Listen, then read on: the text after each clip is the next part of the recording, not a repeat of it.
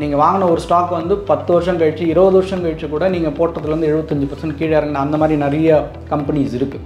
அது ஒரு இண்டிவிஜுவல் ஸ்டாக்கில் நடக்கலாம், பட் ஃபண்டு லெவலில் நடக்கிறதுக்கான வாய்ப்பு கிடையாது.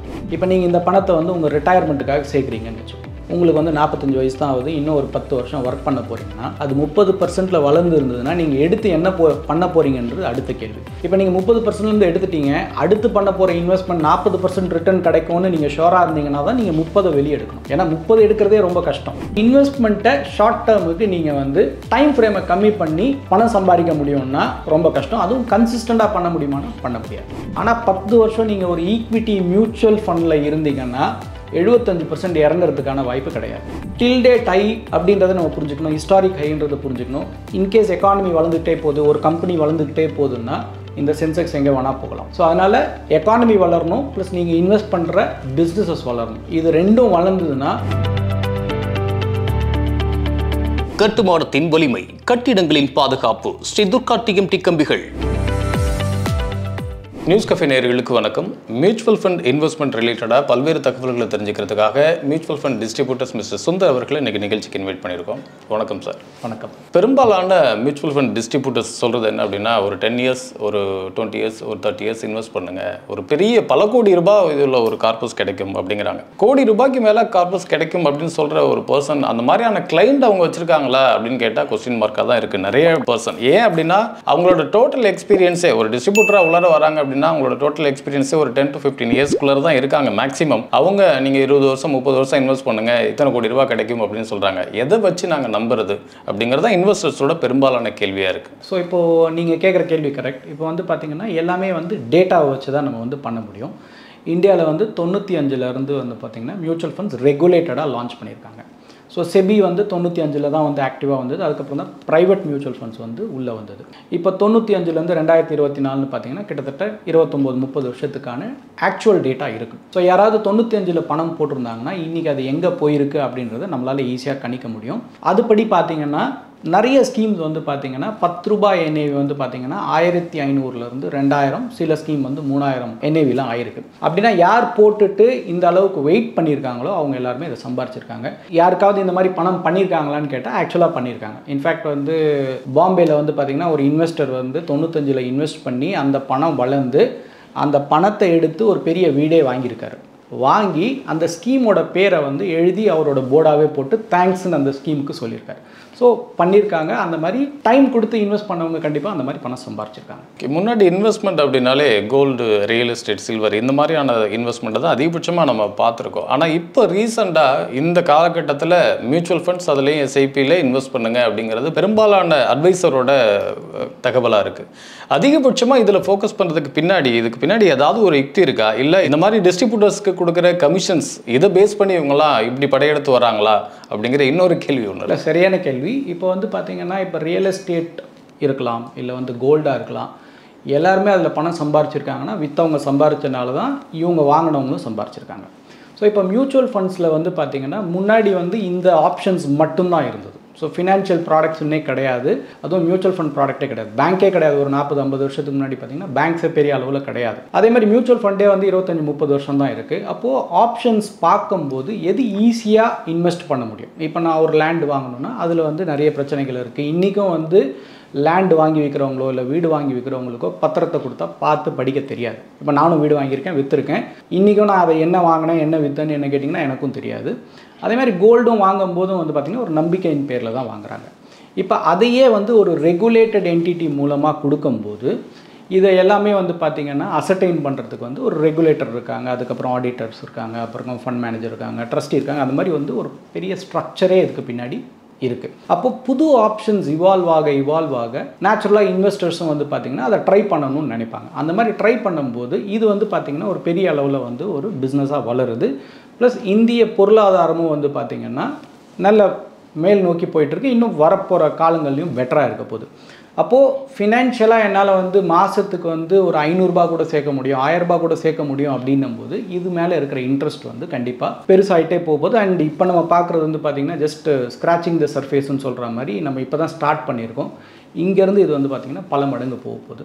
ஸோ அப்போது இன்வெஸ்டர்ஸும் வந்து பார்த்திங்கன்னா புது ஆப்ஷன்ஸ் பார்க்குறாங்க, பெட்டர் டிரான்ஸ்பரன்சியோட பெட்டர் ரிட்டர்ன்ஸோட கிடைக்கிற மாதிரி ப்ராடக்ட்ஸை கண்டினியூஸாக பார்த்துட்டே இருக்காங்க. அதில் மியூச்சுவல் ஃபண்ட் வந்து கரெக்டான இடத்துல வந்து உட்காந்துருக்கு. மியூச்சுவல் ஃபண்ட் டிஸ்ட்ரிபியூட்டர் சைட்லேருந்து பலதரப்பட்ட தகவல்கள் வந்திருக்கு. ஒன்று, இதில் மியூச்சுவல் ஃபண்டில் உங்களோட ரிட்டர்ன்ஸ் பர்சன்டேஜ் அப்படின்னா 12% கேரண்டி அப்படிங்கிறாங்க. இன்னொன்று 15, 20, 30% வரைக்கும் கிடைக்குங்கிறாங்க. ஆக்சுவலாக மியூச்சுவல் ஃபண்டில் எவ்வளோ தான் ரிட்டர்ன் பர்சன்டேஜ் கிடைக்கும்? இல்லை, இதை கண்டிப்பாக வந்து பொதுவாக நம்ம சொல்ல முடியாது. இப்போ ஈக்விட்டி மியூச்சுவல் ஃபண்ட் வச்சுப்போம். உங்கள் கொஸ்டின் வச்சு நான் புரிஞ்சுக்கிறது வந்து பார்த்தீங்கன்னா, நீங்கள் ஈக்விட்டி மியூச்சுவல் ஃபண்டை பற்றி கேட்குறீங்கன்னு வச்சுப்போம். ஆவரேஜாக 12% ஒரு 10லேருந்து 15 வருஷம் இன்வெஸ்டர் வெயிட் பண்ணாங்கன்னா கிடைக்கிறதுக்கான வாய்ப்பு இருக்கான்னு கேட்டிங்கன்னா மோர் தென் 99.9%ன்னு சொல்லலாம். நான் 100%ன்னு சொல்ல முடியாது. ஏன்னா எல்லாமே வந்து பார்த்தீங்கன்னா link to so many things. ஏன் இந்த 12% எனக்கு 12ஆம் நம்பர் பிடிக்குமா அதுக்காக நான் 12ன்னு சொல்லலை. இதுக்கு கால்குலேஷன் வந்து பார்த்தீங்கன்னா ஜிடிபி ப்ளஸ் இன்ஃப்ளேஷன். ஸோ இந்தியாவில் ஆவரேஜாக இன்ஃப்ளேஷன் வந்து பார்த்திங்கன்னா 7% இருந்திருக்கு. இதுவும் டேட்டா. அதே மாதிரி ஆவரேஜாக இந்தியன் எக்கானமி இப்போ 7%ல் வருதுன்னு வச்சுக்கோங்க. இந்த 7 + 7 சேர்த்தாலே 14% ஒரு பிஸ்னஸும் வந்து வளர்ந்துட்டுருக்குன்னு அர்த்தம் ஆவரேஜாக. இதுலேயே நல்ல பிஸ்னஸ் வந்து பார்த்திங்கன்னா 20%ல் கூட வளரலாம். நம்ம இன்வெஸ்ட் பண்ணுற கம்பெனிஸ் எல்லாமே பெட்டர் கம்பெனிஸில் தான் இன்வெஸ்ட் பண்ண போகிறோம். அப்படின்னா மோஸ்ட் லைக்லி இந்த 14% விட ஜாஸ்தியாக வளர்கிறதுக்கான வாய்ப்பு தான் இருக்குது. ஆனால் அதுலேயும் ஒரு மார்ஜின் ஆஃப் சேஃப்டி வச்சுக்கணுன்றதுக்காக 12%ன்னு சொல்கிறோம். அப்போ இந்த 12% கிடைக்கிறதுக்கான வாய்ப்பு ஆல்ரெடி சொன்ன மாதிரி மோர் தென் 99% சான்சஸ் இருக்குது. இதை அச்சீவ் பண்ணலாம். ஆனால் கிளைண்ட் வந்து இன்றைக்கி இன்வெஸ்ட் பண்ணி அடுத்த வருஷம் பார்க்கக்கூடாது. இது அட்லீஸ்ட் ஒரு 10லேருந்து 15 வருஷமாக அது வெயிட் பண்ணால் தான் ஈக்விட்டி மியூச்சுவல் ஃபண்டில் இந்த ரிட்டர்ன் எதிர்பார்க்க முடியும். ஓகே, எம்எஃப் டிஸ்ட்ரிபியூட்டர்ஸ் பொறுத்த வரைக்குமே இதில் பயனடைஞ்சவங்களை தான் வந்து ஒரு மேற்கோள் காட்டி சொல்லிட்டு இருக்காங்க. இவங்க பாருங்கள் இத்தனை வருஷம் இன்வெஸ்ட் பண்ணாங்க, இவ்வளோ ப்ராஃபிட் அடைஞ்சிருக்காங்க அப்படின்ட்டு. மேக்ஸிமம் டிஸ்ட்ரிபியூட்டர்ஸ் இதை தான் ஃபாலோ பண்ணுறாங்க. ஆனால் இதுக்கு பின்னாடி லாஸ் ஆன நபர்கள் இன்னும் அதை விட அதிகபட்சமான நபர்கள் இருக்காங்க. எக்ஸாம்பிள், இப்போ எனக்கு தெரிஞ்ச ஒரு பர்சனே ஒரு 3 இயர்ஸ் முன்னாடி ஒரு இன்வெஸ்ட் பண்ணியிருந்தாரு. அவரோட இன்வெஸ்ட்மெண்ட் அமௌண்ட் இப்போ ஆஃப்டர் 3 இயர்ஸ் ரிட்டர்ன்ஸ் கிடைக்கல அப்படின்னாலும் பரவாயில்ல, ஆனால் அவர் போட்ட அமௌண்ட்ல பாதி கூட இல்லாமல் இருக்குது. இந்த மாதிரியான சுச்சுவேஷன்ஸ் நம்ம அதுக்குள்ளார பார்க்குறோம். இந்த மாதிரியான நெகட்டிவ் விஷயங்களை சொல்லவே மாட்டேங்கிறாங்களே, அதுக்குள்ளே இவ்வளோ நெகட்டிவ் நடக்குதா அப்படின்னு கேட்குறாங்க. இல்லை, கண்டிப்பாக நீங்கள் வந்து ஸ்கீம் பேர் சொன்னால் தான் அது சரியான தகவலா தப்பான தகவலான்னு சொல்ல முடியும். அப்படியே இருந்தாலும் 3 வருஷத்துக்கு ஈக்விட்டி மியூச்சுவல் ஃபண்டுக்குள்ளே வரக்கூடாது. நான் முன்னாடி தான் சொன்னேன், இது வந்து 10 வருஷம் 15 வருஷம் இருந்தால் தான் நீங்கள் லாஸ் எல்லாம் தாண்டி சம்பாதிக்க முடியும். இப்போ 3 வருஷத்தில் கிளைண்ட் வெளியே பணம் எடுக்கிறாருன்னா அவரோட அப்ஜெக்டிவ் என்ன, எந்த ஸ்கீமில் போட்டார், அதெல்லாம் பார்த்து தான் நம்ம வந்து அது சரியாக தப்பானே சொல்ல முடியும். லாஸ் ஆயிருக்கலாமான்னா ஆயிருக்கலாம். பட் கடந்த 3 வருஷத்தில் லாஸ் ஆகிறதுக்கான ப்ராபபிலிட்டி ரொம்ப கம்மி. ஏன்னா கடந்த 3 வருஷம் கோவிடுக்கு அப்புறமா மார்க்கெட் பெருசாக கீழே இறங்கவே இல்லை. அன்டென்லஸ் அவர் வந்து ஏதோ ரொம்ப ஃபேன்சியான ப்ராடக்ட்டில் போட்டு திடீர்னு எடுத்திருந்தால் அந்த மாதிரி சுச்சுவேஷன் நடந்திருக்கலாம். அப்போ கூட நீங்கள் எந்த ஸ்கீம்னு சொன்னால் தான் என்னால் பதில் சொல்ல முடியும். ஓகே, பர்டிகுலராக அந்த பர்சன் ஒரு 3 இயர்ஸாக இன்வெஸ்ட் பண்ணியும் ரிட்டர்ன்ஸ் கிடைக்கல அப்படிங்கிறத தாண்டி ஜென்ரலாக இதில் லாஸ் ஆகிற பர்சன்ஸ் இருக்காங்க இல்லையா? என்னென்ன பிரச்சனைகள்னால, என்னென்ன விஷயங்களை அவங்க கடைபிடிக்காததுனால அவங்களுக்கு இந்த லாஸ் கிரியேட் ஆகும்? ஒன்று வந்து பார்த்திங்கன்னா உங்களோட கிளைண்ட்டோட risk profile. Okay, and past ரிட்டர்னை பார்த்து மட்டும் இன்வெஸ்ட் பண்ணக்கூடாது. அண்ட் ஜென்ரலாக டைம் கொடுக்காது தான் இதில் இருக்க பெரிய பிரச்சனையே. ஏன்னா இப்போ நான் உங்களுக்கு முன்னாடி சொன்ன மாதிரி மார்க்கெட் ரிட்டர்ன்ஸ் கொடுத்துருக்காங்கன்னா ஆக்சுவலி 1980 இன்றைக்கி வரைக்கும் பார்த்தீங்கன்னா சென்செக்ஸ் 100 புள்ளியில் இருந்தது 75,000-76,000 புள்ளியில் போயிருக்கு. அப்போ அசெட் வந்து ரிட்டர்ன்ஸ் கொடுத்துருக்கு. இதுக்கு நடுவில் நான் லாஸ் பண்ணியிருக்கேன் அப்படின்னா மேபி நான் டைம் கொடுக்காது தான் முக்கியமான காரணமாக இருக்கிறதுக்கான வாய்ப்பு இருக்குது. ஸோ இப்போ ரியல் எஸ்டேட்னு எடுத்துப்போமே, ரியல் எஸ்டேட்டில் வந்து பணம் சம்பாரிச்சிருக்காங்கன்னா 100 பேருமே கை தூக்குவாங்க. ஆனால் நீங்கள் இன்டெப்த்தாக போய் பார்த்தீங்கன்னா யாராவது ஒருத்தர் 2 பேர் வந்து லாஸும் பண்ணியிருக்கலாம். அவங்களுக்கு வந்து உடனடி தேவை இருந்திருக்கலாம், இல்லை வந்து வாங்கி வெயிட் பண்ணாமல் விற்றுருக்கலாம். அந்த மாதிரி நேரத்தில் ரியல் எஸ்டேட்லேயும் லாஸ் வந்திருக்கலாம், கோல்ட்லேயும் லாஸ் வந்திருக்கலாம். ஸோ ஒரு அசெட் கிளாஸ்க்கு தேவையான டைமை கொடுத்தா தான் அது வளரும். ஒரு 3 இயர்ஸாக ஒருத்தர் கண்டினியூவாக இன்வெஸ்ட் பண்ணிட்டு இருக்காரு. அவருக்கு ஆவரேஜாக ஒரு 20% ரிட்டர்ன்ஸ் அப்படின்னு கிடைச்சிட்ருக்கு இயர்லி. இது ஒரு பெரிய கார்பஸை கிரியேட் பண்ணுமா, இல்லை கார்பஸை கிரியேட் பண்ணுறதுக்காக வேறு ஏதாவது சோர்ஸ் இதில் இருக்கா? இல்லை, ஒன்று வந்து பார்த்திங்கன்னா அகெயின் நம்ம வந்து டைமை சுருக்கக்கூடாது. முதல்ல இப்போ 3 வருஷத்தில் இன்வெஸ்ட் பண்ணிவிட்டு அதுக்கப்புறம் 4வது வருஷம் இன்வெஸ்டர் என்ன பண்ண போகிறான்றது ஒரு முக்கியமான கேள்வி. ப்ளஸ் இந்த 20% ரிட்டர்ன் எப்போவுமே சஸ்டைனபிளாக இருக்குமானா அதுவும் வந்து சஸ்டைனபிளாக இருக்கணும்னு அவசியம் கிடையாது. ஸோ ரிட்டர்ன் எதிர்பார்ப்பு வந்து நான் முன்னாடி சொன்ன மாதிரி 12லேருந்து 14% நான் எதிர்பார்த்துக்கிட்டு போனேன்னா எனக்கு பெருசாக வந்து டவுன் சைட் ரிஸ்க் இருக்காது. நான் 20% எதிர்பார்த்துட்டு போனேன்னா நான் 18% ரிட்டர்ன் எடுத்தால் கூட எனக்கு வந்து பார்த்தீங்கன்னா ஒரு அதிருப்தி தான் இருக்கும். ஸோ எப்போவுமே ரிட்டர்ன் எக்ஸ்பெக்டேஷன் லோவாக இருக்கும். அண்ட் ஸ்பெஷலி இப்போ புதுசாக நிறைய இன்வெஸ்டர்ஸ் வந்திருக்காங்க. ஸ்பெஷலி கோவிடுக்கு அப்புறம் நிறைய பேர் வந்தவங்க எல்லாருமே வந்து பார்த்தீங்கன்னா மார்க்கெட்டோட சரிவை பெரிய அளவில் பார்த்தது கிடையாது. இப்போ இதே 2008 பார்த்துக்கலாம், இல்லை 2020 கோவிட்லேயே வந்து பார்த்தீங்கன்னா 35% மார்க்கெட்டே கீழே வந்தது. ஸோ கோவிடுக்கு முன்னாடி யாராவது இன்வெஸ்ட் பண்ணியிருந்தாங்கன்னா இமீடியட்டாக ஒரு 6 மாதம் கழித்து பார்க்கும்போது 30-35% சரிவு அடைஞ்சிருக்கும் அவங்களுடைய போர்ட்ஃபோலியோ. பட் வெயிட் பண்ணி அவங்க வந்து அந்த நேரத்தில் பணத்தை ஆட் பண்ணியிருந்தாங்கன்னா ஒரு வருஷம் 2 வருஷத்துலேயே அவங்க பணத்தை மீட்டிருப்பாங்க, ஓரளவுக்கு நல்ல ரிட்டர்ன்ஸும் பார்த்துருப்பாங்க. பட் இதெல்லாம் எக்ஸப்ஷன் பீரியட். இப்போ கோவிட் மாதிரி வந்து திருப்பி எப்பாவது வருமா, அதாவது மார்க்கெட் சரிவை சொல்கிறேன், கோவிட் வர வேண்டாம், மார்க்கெட் சரிவு வருமானா வரும். ஏன்னா வந்து மார்க்கெட் ஒரு சைடடாக மேலேயும் போக முடியாது, ஒரு சைடடாக கீழேயும் இறங்க முடியாது. பட் கீழே இறங்கும் போது நான் என்ன பண்ணணும், மேலே போயிட்டே இருக்கும்போது என்ன பண்ணணுன்றது ஒரு இன்வெஸ்டர் தெரிஞ்சு பண்ணணும். இல்லைன்னா நேச்சுரலாக ஒரு ப்ரொஃபஷனல் ஹெல்ப் எடுத்துக்கிட்டால் தான் இந்த மாதிரி ஒரு பிரச்சனையை வந்து அவங்களால ஈஸியாக நேவிகேட் பண்ண முடியும். ஒரு லாங் டேர்முக்காக நான் இன்வெஸ்ட் பண்ணியிருக்கிறேன். ஒரு ஷார்ட் பீரியட்னா ஒரு 5 இயர்ஸ் எடுத்துக்கோமே. ஒரு 5 இயர்ஸில் எனக்கு மேக்ஸிமம் ரிட்டர்ன்ஸுங்கிற பேரில் ஒரு 30% ரிட்டர்ன்ஸ் எனக்கு கிடைக்குது இயர்லி. இப்போ இந்த மாதிரி சுச்சுவேஷனில் அந்த ஸ்டாக்ஸ் நான் வச்சுக்கலாமா, இல்லை செல் பண்ணிவிட்டு வெளில வரது பெஸ்ட்டாக? ஸோ ஒன்று வந்து பார்த்தீங்கன்னா இன்வெஸ்ட்மெண்ட் பண்ணுறதுக்கு முன்னாடி நீங்கள் எதுக்காக பண்ணியிருக்கீங்கன்றது தான் கேள்வி. இப்போ நான் வந்து எதையுமே வந்து பார்த்தீங்கன்னா ஒரு பிளான் இல்லாமல் இன்வெஸ்ட்மெண்ட் பண்ணக்கூடாது. இப்போ நீங்கள் இந்த பணத்தை வந்து உங்கள் ரிட்டையர்மெண்ட்டுக்காக சேர்க்குறீங்கன்னு வச்சுக்கோங்க. உங்களுக்கு வந்து 45 வயசு தான் ஆகுது, இன்னும் ஒரு 10 வருஷம் ஒர்க் பண்ண போகிறீங்கன்னா அது 30% வளர்ந்து இருந்ததுன்னா நீங்கள் எடுத்து என்ன பண்ண போகிறீங்கன்றது அடுத்த கேள்வி. இப்போ நீங்கள் 30% எடுத்துட்டீங்க, அடுத்து பண்ண போகிற இன்வெஸ்ட்மெண்ட் 40% ரிட்டர்ன் கிடைக்கும்னு நீங்கள் ஷோராக இருந்தீங்கன்னா தான் நீங்கள் 30 வெளியே எடுக்கணும். ஏன்னா 30 எடுக்கிறதே ரொம்ப கஷ்டம். அப்போ நல்லா பண்ணிட்டு இருக்கிறத நீங்கள் ஏன் கட் பண்ணணுன்றது தான் முதல் கேள்வி. அதை விட லோவாக போகிறதுக்கு சோர்சஸ் இருக்கு இல்லையா, அதனால கேட்குறேன். அதுக்கு தான் நீங்கள் உங்களுடைய எக்ஸ்பெக்டேஷன் வந்து பார்த்தீங்கன்னா 12, ஏன்னா இந்த 30ன்றது வந்து பார்த்தீங்கன்னா கண்டிப்பாக சஸ்டைனபிளாக இருக்காது. ஏதாவது ஒரு வருஷம் அந்த மாதிரி இருக்கலாம், இல்லை தொடர்ந்து 2-3 வருஷம் ஏறி இருக்கலாம். நீங்கள் 10 வருஷம் பீரியட் எடுத்து பார்த்தீங்கன்னா உங்களுடைய ஆவரேஜ் ரிட்டர்ன் 12லேருந்து 15% இன்வெஸ்டர் எதிர்ப்பாங்க. ஆக்சுவலாக அதோட ஜாஸ்தியாக வரும். ஜாஸ்தியாக வந்தால் பிரச்சனை கிடையாது, கம்மியாக வந்தால் தான் நான் வந்து தேவைப்படுற கோலை போய் அடைய முடியுமா அடைய முடியாதுன்ற கேள்வி வரும். ஸோ அதனால் மேலே வளருதுன்றதுக்காக நான் ப்ராஃபிட் புக் பண்ணணும்னு அவசியம் கிடையாது. சின்னதாக ரீஅலோகேஷன் பண்ணலாமே தவிர அதுலேருந்து எக்ஸிட் பண்ணி என்ன பண்ணணும்னு ஐடியலாக பண்ணக்கூடாது. இந்த இடத்துலையும் நிறைய இன்வெஸ்டர் வந்து தவறு செய்யறதுக்கான வாய்ப்பு இருக்குது. பணம் நிறையா வந்துடுச்சு, டபுள் ஆகிடுச்சு, நான் எடுத்துடுறேன், நிறைய பேர் எடுத்துருவாங்க. இல்லை மார்க்கெட் வந்து பீக்கில் இருக்குது அப்படின்னு சொல்லிட்டு பணம் எடுக்கிறவங்களாம் இருக்காங்க. கடந்த 20 வருஷத்தில் நான் இந்த மாதிரி நிறைய பீக்கை பார்த்துட்டேன். அடுத்த 20 வருஷமும் நம்ம நிறைய பீக்கை பார்க்க போகிறோம். எப்போவுமே வந்து மார்க்கெட்டை பொறுத்த வரைக்கும் ஹிஸ்டாரிக்கல் ஹைன்னு தான் சொல்லணுமே தவிர டில் டேட் ஹைன்னு சொல்லக்கூடாது, ஆர் அதாவது ஆல் டைம் ஹைன்னு சொல்லக்கூடாது. ஆனால் ஜென்ரலாக வந்து பார்த்திங்கன்னா நமக்கு நியூஸ் பேப்பராக இருக்கட்டும், இல்லை மீடியாவாக இருக்கட்டும், எல்லாமே சொல்கிறது வந்து பார்த்திங்கன்னா ஆல் டைம் ஹைன்னு தான் சொல்லுவாங்க. அப்போ ஆல் டைம் ஹைன்னா ஜென்ரலாக இன்வெஸ்டர் என்ன புரிஞ்சுப்பாங்கன்னா இதுக்கப்புறம் மேலே ஏறாதோன்னு நினச்சிக்கலாம், அதுக்கான வாய்ப்பு இருக்குது. ஹிஸ்டாரிக் ஹைனா இன்னைக்கு வரைக்கும் வர ஹிஸ்ட்ரியில் இது ஹை பாயிண்ட். ஸோ இந்த மாதிரி வந்து பார்த்திங்கன்னா 50,000 பாயிண்டில் வெளியே போனவங்க இருக்காங்க. 2008 நான் இண்டஸ்ட்ரிக்குள்ளே வந்து ஒரு 5 வருஷம் ஆன டைமில் முதல் முறையாக சென்செக்ஸ் 6,000 பாயிண்ட் தொட்ட உடனே இதோட அவ்வளோதான் முடிஞ்சுதுன்னு பணம் வெளியே எடுத்துகிட்டு போய் திருப்பி உள்ளே வராதவங்களாம் நிறைய பேர் இருக்காங்க. ஸோ அதனால் டில் டேட் ஹை அப்படின்றத நம்ம புரிஞ்சுக்கணும், ஹிஸ்டாரிக் ஹைன்றதை புரிஞ்சுக்கணும்.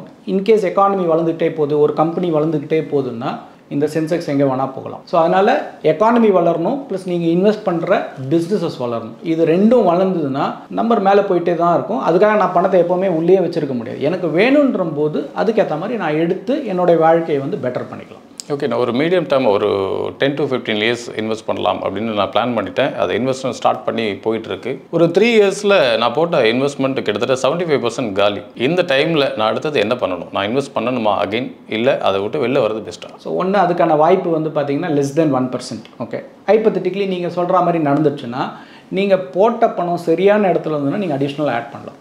நீங்கள் போட்ட இடமே தப்பாக இருந்ததுன்னா அந்த இடத்துல அடிஷ்னலாக ஆட் பண்ணக்கூடாது. இருந்த வரைக்கும் போதும்னு நீங்கள் லாஸ் புக் பண்ணிவிட்டு வெளியே வந்து தான் ஆகணும். ஆனால் 10 வருஷம் நீங்கள் ஒரு ஈக்விட்டி மியூச்சுவல் ஃபண்டில் இருந்தீங்கன்னா 75% இறங்குறதுக்கான வாய்ப்பு கிடையாது. இது ஸ்டாக்கில் நடக்கலாம். நீங்கள் வாங்கின ஒரு ஸ்டாக் வந்து 10 வருஷம் கழிச்சு 20 வருஷம் கழிச்சு கூட நீங்கள் போட்டதுலேருந்து 75% கீழே இறங்கின அந்த மாதிரி நிறைய கம்பெனிஸ் இருக்குது. அது ஒரு இண்டிவிஜுவல் ஸ்டாக்கில் நடக்கலாம், பட் ஃபண்டு லெவலில் நடக்கிறதுக்கான வாய்ப்பு கிடையாது. ஓகே, ஒரு 24 ஏஜ் ஸ்டார்டட் இந்த டைமில் தான் இன்வெஸ்ட் பண்ணலாம் அப்படின்னு பிளான் பண்ணுறாங்க. அவங்களுக்கு ஃபேமிலியிலேருந்தோ இல்லை வெளியிலேருந்தோ கொடுத்த ஒரு அமௌண்ட் இருக்குது, ஒரு ஹியூஜ் அமௌண்ட், ஒரு 10 lakhs இன்வெஸ்ட் பண்ணலாம் அப்படின்னு பிளான் பண்ணியிருக்காரு. அது ஆவரேஜாக ஒரு 10% ரிட்டர்ன்ஸ் கொடுக்குது. ஒரு ஷார்ட் பீரியடில் அதை எடுத்து ரீஇன்வெஸ்ட் பண்ணுறதுக்கு வேறு ஏதாவது சோர்சஸ் இருக்கா, இல்லை பெஸ்ட்டு டிப்ஸ் ஏதாவது இருக்கா? இல்லை, ஒன்று வந்து பார்த்திங்கன்னா இந்த ஷார்ட் டேர்ம்ன்றது வந்து இன்வெஸ்ட்மெண்ட்டுக்கும் ஷார்ட் டேர்முக்கும் ஆக்சுவலாக வந்து எக்ஸாக்ட்லி ஆப்போசிட். ஆனால் நீங்கள் கேட்குற மாதிரி எல்லா இன்வெஸ்டரும் வந்து பார்த்திங்கன்னா நான் உடனடியாக பணக்காரத்துக்கு வாய்ப்பு இருக்கா அப்படின்னு நிறைய பேர் கேட்பாங்க. ஆனால் அதுக்கு வாய்ப்பு இல்லை. அது எல்லாருக்குமே தெரியும். இருந்தாலும் சான்ஸ் இருந்துட்டுன்னா நான் அதை மிஸ் பண்ணிடக்கூடாதுன்றதுக்காக நிறைய பேர் இப்போ உங்ககிட்டயே இல்லை என்கிட்டயே கூட வச்சுக்கலாமே. இப்போ நாளைக்கே நீங்கள் போட்ட 1 லட்ச ரூபாய் வந்து 2 லட்ச ரூபாய் ஆகிடும்னா நானும் சந்தோஷப்படுவேன், இல்லை ஆசைப்படுவேன். ஆனால் அது நடக்குமான்னு கேட்டிங்கன்னா அது நடக்காது. அதுதான் உண்மை. ஸோ அதனால் இன்வெஸ்ட்மெண்ட்டை ஷார்ட் டேர்முக்கு நீங்கள் வந்து டைம் ஃப்ரேமை கம்மி பண்ணி பணம் சம்பாதிக்க முடியும்னா ரொம்ப கஷ்டம். அதுவும் கன்சிஸ்டண்ட்டாக பண்ண முடியுமானா பண்ண முடியாது. ஓகே, 10% தான் எனக்கு ப்ராஃபிட் வந்துட்டுருக்கு. நான் போட்டதில் ஒரு 10% தான் வந்துட்டுருக்கு. ஒரு 10 இயர்ஸ் வரைக்கும் நான் ட்ராவல் பண்ணிட்டேன். 10 இயர்ஸ் வரைக்குமே எனக்கு 10% தான் ரிட்டர்ன்ஸ் கிடைக்குது. ஸோ இதுக்கு மேலே இந்த அமௌண்ட்டை நான் அடுத்து வேறு என்ன சோர்ஸஸில் கொண்டு போனோம்னா இன்னும் கொஞ்சம் ஹை ரிட்டர்ன்ஸ் கிடைக்கிறதுக்கு எனக்கு வாய்ப்புகள் இருக்கும். இல்லை அதான் நீங்கள் வந்து ஒன்று 10% தான் கிடச்சிருக்கு அப்படின்னா மேபி நீங்கள் இன்வெஸ்ட் பண்ண ஸ்டாக்காக இருக்கலாம், இல்லை மியூச்சுவல் ஃபண்டாக இருக்கலாம். அதை நீங்கள் வந்து பார்த்துட்டு ஏன் ரிட்டர்ன்ஸ், ஏன்னா 10 வருஷத்தில் 10% வந்து கண்டிப்பாக ரொம்ப கம்மியான ரிட்டர்ன்ஸ் தான். கண்டிப்பாக வந்து 14% 15% வளர்ந்துருக்கணும். அப்போ ஏன் அந்த மாதிரி ஆயிருக்குன்னு நீங்கள் வந்து ஸ்கீம் லெவலில் போய் பார்க்கணும், இல்லை ஸ்டாக் லெவலில் போய் பார்த்துட்டு இதை விட பெட்டராக ஏதாவது இருக்குன்னா அப்போ நேச்சுரலாக நம்ம வந்து சேஞ்ச் பண்ணி தான் ஆகணும். ஸோ அதை நம்ம வந்து அனலைஸ் பண்ணி தான் ஆகணும். அட்லீஸ்ட் ஒரு 3 வருஷத்துக்கு ஒரு வாட்டி நீங்கள் வந்து அனலைஸ் பண்ணிங்கன்னா இப்போ மார்க்கெட் ரிட்டர்ன்ஸை விட போர்ட்ஃபோலியோ ரிட்டர்ன்ஸ் கம்மியாக இருக்குது அப்படின்னா கண்டிப்பாக நம்ம வந்து ஒரு இன்டர்ஃபியர் பண்ணி என்னென்னு அட்லீஸ்ட் தெரிஞ்சுக்கணும். மாற்றணுமா மாற்ற வேண்டாமான்றது அடுத்த கட்டம். முதல்ல எதனால் ரிட்டர்ன்ஸ் கம்மியாக இருக்குது அப்படின்றத நம்ம புரிஞ்சுக்கணும். இன்கேஸ் நீங்கள் சரியான பாதையில் தான் போயிட்டுருக்கீங்க, ஆனால் ரிட்டர்ன்ஸ் கம்மியாக இருக்குன்னா பிரச்சனை இல்லை, நீங்கள் அப்படியே இருக்கலாம். ஆனால் பாதையே தப்பாக இருந்ததுன்னா கண்டிப்பாக நீங்கள் மாற்றி தான் ஆகணும். மியூச்சுவல் ஃபண்டில் பெரும்பாலான மக்கள் இந்த ஒரு விஷயத்தை புரிஞ்சிக்கவே மாட்டுறாங்க. ஆனால் இதை கொஞ்சம் லேட்டாக புரிஞ்சுக்குவாங்க. லேட்டாக புரிகிறப்ப நிச்சயமாக வருத்தப்படுவாங்க. அப்படின்னா என்ன விஷயமா இருக்கும் மியூச்சுவல் ஃபண்டில்? ஒன்றே ஒன்று தான், உடனடியாக பணம் சம்பாதிக்கணும்னு நினச்சி மியூச்சுவல் ஃபண்டில் வந்தாங்கன்னா கண்டிப்பாக எப்போவுமே ஏமாற்றம் தான். அதுவே லாங் டேர்மில் இருந்தாங்கன்னா எப்போ வேணால் பணம் சம்பாதிக்க முடியும். இதை நிறைய பேர் புரிஞ்சுக்கிறதில்ல. ஏன்னா செபியோட டேட்டாவே என்ன சொல்லுதுன்னா ஆவரேஜ் இன்வெஸ்டர் டைம் வந்து பார்த்திங்கன்னா ஈக்விட்டி மியூச்சுவல் ஃபண்ட்லேயே க்ளோஸ் டு 2 இயர்ஸ் தான் இருக்காங்க. ஆக்சுவலாக இது வந்து 10 year 15 year 20 year in fact next ஜெனரேஷனுக்கு இன்வெஸ்ட் பண்ணுற அசெட் இது. இதை முதல்ல சொத்துன்னே நிறைய பேர் புரிஞ்சுக்க மாட்டுறாங்க. இது ஏதோ வந்து இன்றைக்கி போடலாம் நாளைக்கு எடுத்துக்கலாம் அப்படின்ற மாதிரி ஒரு ஸ்டாக்கை இன்வெஸ்ட் பண்ணுற மாதிரியே. ஆக்சுவலி ஸ்டாக்கே கூட அப்படி பண்ணக்கூடாது. ஆனால் உள்ளே என்ட்ராய் எக்ஸிட் பண்ணுறது ஈஸியாக இருக்குன்ற ஒரே காரணத்துக்காக நிறைய பேர் வந்து பெரிய புதையலை எடுக்கிறதுக்கு பதிலாக சின்னதாக எடுத்துகிட்டு போயிடுறாங்க, இல்லை சில நேரத்தில் நஷ்டம் பண்ணிவிட்டு வெளியே போய்ட்றாங்க. அதை கண்டிப்பாக இன்வெஸ்டர் பண்ணக்கூடாது. மியூச்சுவல் ஃபண்ட் ரிலேட்டடாக நிறைய விஷயங்கள் எங்களோட ஷேர் பண்ணிக்கிட்டீங்க. இதை தொடர்ந்து அடுத்தடுத்த நிகழ்ச்சியில் கண்டிப்பாக பேசுவோம். இன்றைக்கி நிகழ்ச்சிக்கு வந்தமைக்கு மிக்க நன்றி. தேங்க்யூ. மீண்டும் மற்றொரு நிகழ்ச்சியில் சந்திப்போம். வணக்கம். இந்த வீடியோ உங்களுக்கு பிடிச்சிருந்தா லைக் பண்ணுங்க, ஷேர் பண்ணுங்க, கமெண்ட் பண்ணுங்க. மறக்காம பெல் பட்டனை கிளிக் பண்ணிட்டு சப்ஸ்கிரைப் பண்ணிடுங்க.